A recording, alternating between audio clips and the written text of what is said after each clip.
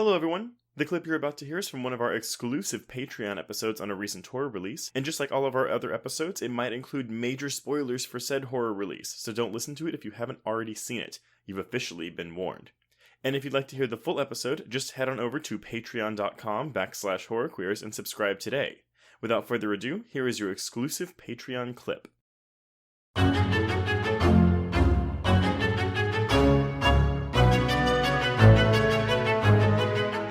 This show should have been a miniseries. It should have been an 8 to 10 episode miniseries, one and done deal.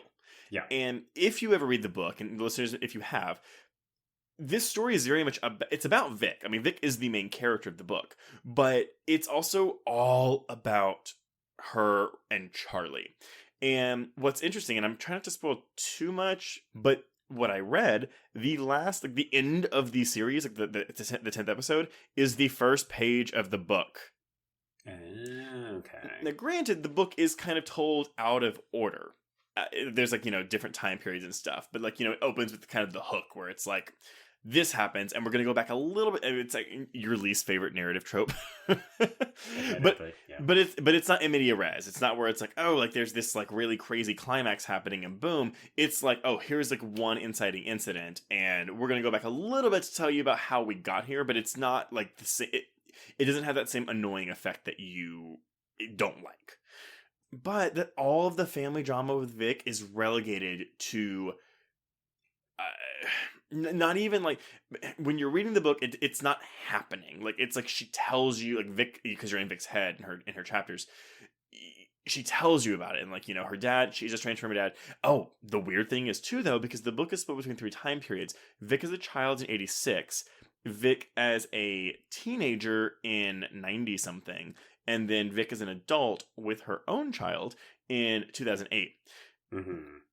But then they cast Ashleigh Cummings, who is 26 years old. Yeah, and she looks it. Like, she does not look like a teenager in this. And she's playing a 17-year-old. And it's clearly because they are setting it up to flash forward to her as an adult with a kid. You're thinking like in successive seasons? Yes, exactly. I think that is a dumb choice. It is, 100%. It's very unconvincing in this first season, but also by fixating it on this specific point, you're losing that opportunity to have things that play off over like a historical time period. Like, from all accounts, what I'm hearing you talk about in the book is that you can play on the interchange between the years and chronicle how the events of certain time periods have affected her long-term growth, which is great in a TV show. Mm-hmm. But it all depends on getting to that fucking successive season if you're not doing it organically, all at once. Exactly. And that's the thing. Like, I mean, I'm going to watch this season to the very end because I like the book and I want to see how this plays out. And I think the mystery of Manx and Christmasland is very interesting to me. Like, the parts of the series that I was most compelled at were those scenes. And honestly, the biggest scene for me was whenever they go to the old lady who's like fixing up cars. And she's like, oh, I saw him 32 years ago. It was right before my grandson and my son disappeared or whatever. That scene, A, gave me chills. Yeah. And B, was interesting because it's like this mystery that... And I'm trying not to put in too much of my information, like what the book tells you about Charlie Manx, but it draws you in. Whereas all this stuff with Vic feels so out of place. I mean, I get it's trying to set her up as like, okay, she's like this troubled, damaged girl with daddy issues. Oh my god, the daddy issues. I cannot with the fucking daddy issues. It's so frustrating. But like, you can do that in a fucking 10 episode miniseries with like one episode of flashbacks. Like, that's all you need.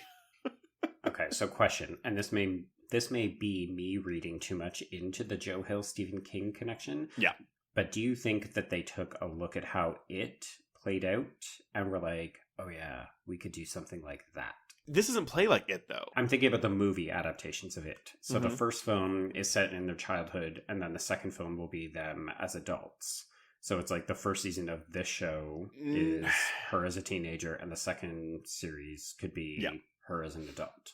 So, no, I don't think so. Because, A, that's a fucking miniseries. It's like, the first one's like, I think 4 hours when you take away commercials. So it's like 2 2-hour movies.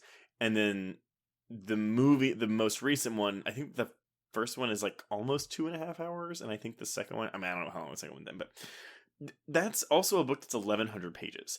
This book is 692 pages. And they're taking what amounts to, I want to say, maybe 100 pages in this book and stretching it into 10 episodes. And that, to me, is a mistake. And I don't want to be like that douchebag that's like, well, in the book they did this and blah, blah, blah, blah, blah. But it's just not interesting. Like, literally all the stuff with Vic and her mom and her dad, I was like, I'm falling asleep. Yeah.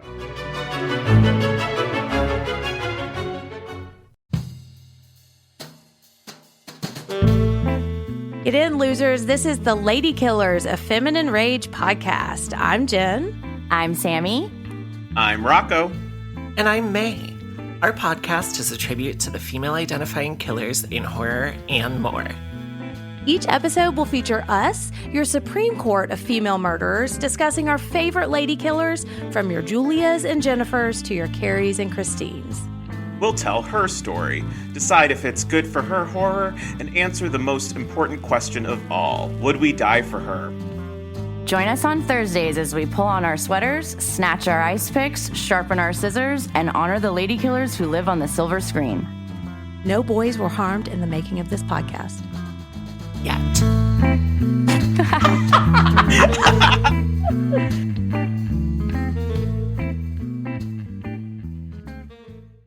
It was late in the afternoon when the professor and I took our way towards the east, whence I knew Jonathan was coming.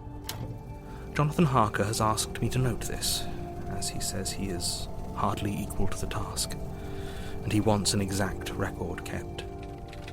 Dear Madam Mina, I have read your husband's so wonderful diary.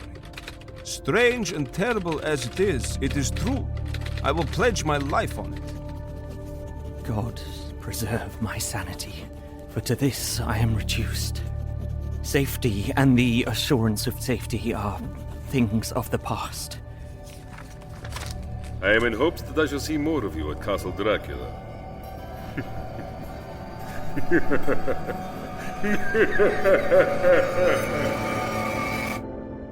Listen to Regarding Dracula wherever you listen to podcasts, or find us online at bloody.fm.